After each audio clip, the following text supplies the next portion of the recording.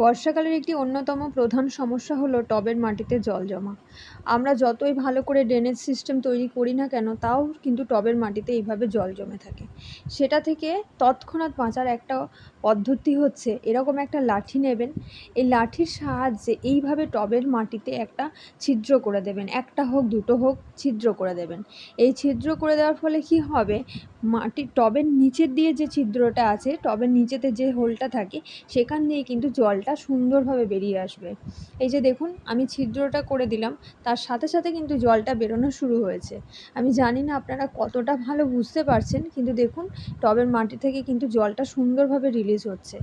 এইভাবে যদি আপনারা করতে পারেন, তাহলে তৎক্ষণাৎ কিন্তু গাছটাকে বাঁচাতে পারবেন। কারণ এই বর্ষার ওয়েদারে এই মুহূর্তে রিপোর্ট করা গাছটাকে সম্ভব নয়। আরও সুন্দর ড্রেনেজ হোল তৈরি করে, ড্রেনেজ সিস্টেম তৈরি করে গাছকে সুরক্ষিত রাখা সম্ভব নয়। তাই এই পদ্ধতি আমাদেরকে অবলম্বন করাটা খুব দরকার। মানে এই টিপসটা আমি ফলো করি।